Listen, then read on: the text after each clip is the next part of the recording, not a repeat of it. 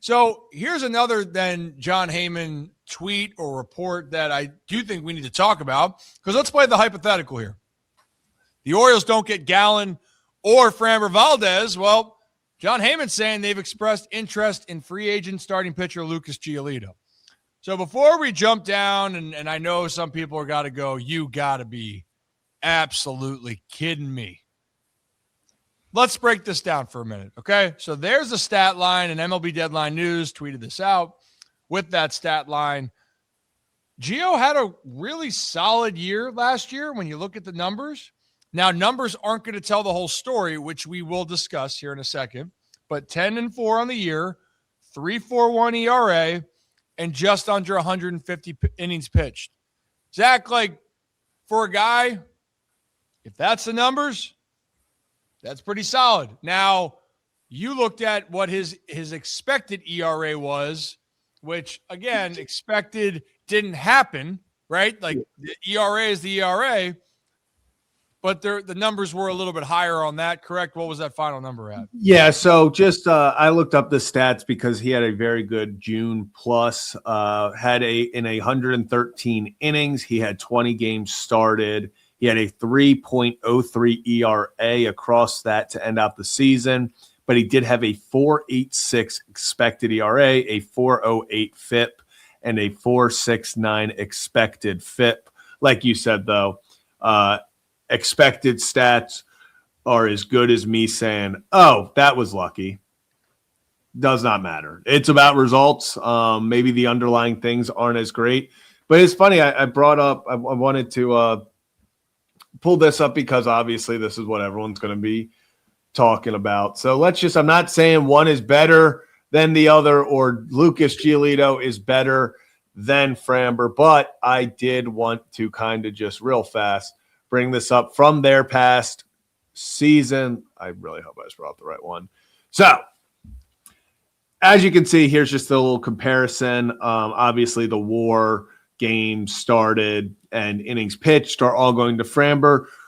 Doesn't surprise me, especially the games started and innings pitched, because that's what he's known for. He is a workhorse. You know, you are getting 30 plus starts out of Framber a year.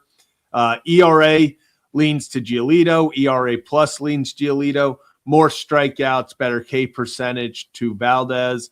Less walks to Gilito, but that's also in 50-ish, 45, 47, real fast, quick math there.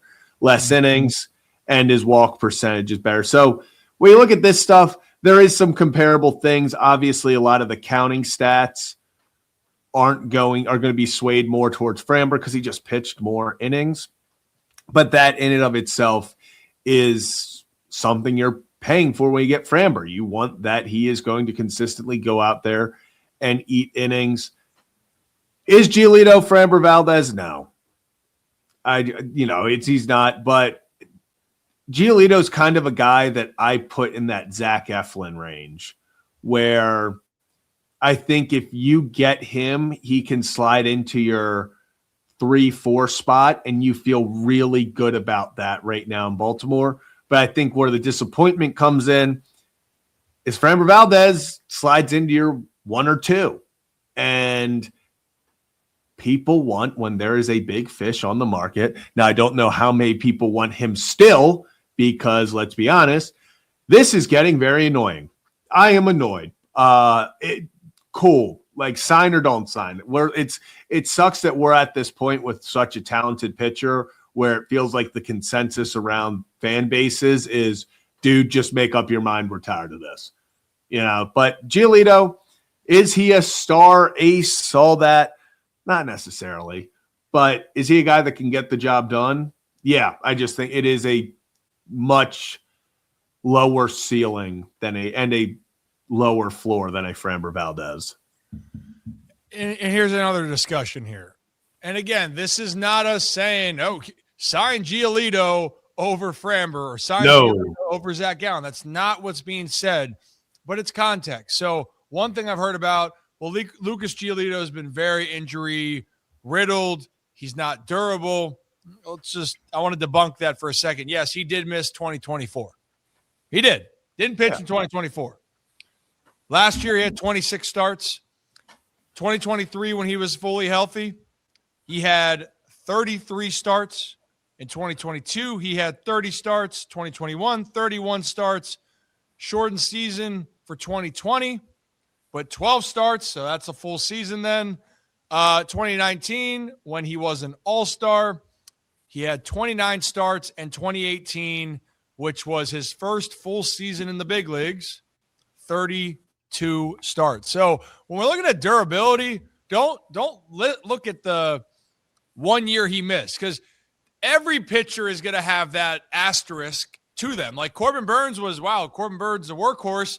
And guess what? Corbin just missed last year, right? Mm-hmm. It's the body of work that matters on that side of it. Now, for Gio, he actually has had solid campaigns. People don't want to talk about that part. Going back to 2019, Zach, where that was his second full season as a starter, he had 3 straight years with an ERA of a sub 3.53.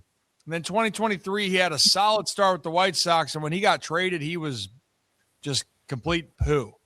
Yeah. Just poo. He was poo in 2023. And then he bounced back to that 3.41. So 4 of his last 6 seasons have had an ERA that's a sub 3.53. And again, I've talked to you guys about this. Dean Kramer, with his ERA in the 4s last year, that was top 35 in baseball. So, Zach, let's play a quick game. Off of Gio's ERA from last year, I want you to guess where that would land him over qualified pitchers for most or for ERA last year. Just out of your curiosity, I want to hear your thoughts. For ERA, I'm going to say ERA, which he didn't qualify because he didn't get to like 150 innings. Yeah. But context, if he was qualified, I think he would be top 20. Yep, that is correct. Yeah. And you know whose ERA would be 1 point higher than his? Who? The guy that everyone wants the Orioles to trade for, Joe Ryan. Ooh. You want another name on this list? He had a better ERA last year than Kevin Gausman. He had a better ERA than Framber Valdez. He had a better ERA than Zach Littell. He had a better ERA than Merrill Kelly.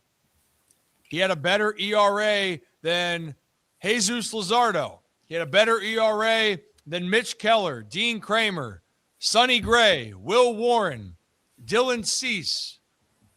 So, look, I'm not making this case to say that fans shouldn't be disappointed if Gio's the option. But I think Gio as a fallback, if that's what happens, really right now on paper, 4 of the 6 years, he's been solid. And he's not old, Zach. Like, that's the other thing here. Gio is 31 years old. He'll be 32 during the season. And Gio and I overlapped in the Nats organization. That's where he started his career. He was one of their top prospects. And overall, Gio, I'm just trying to straighten up a little bit, but Gio, he was a top prospect for a reason. He has talent.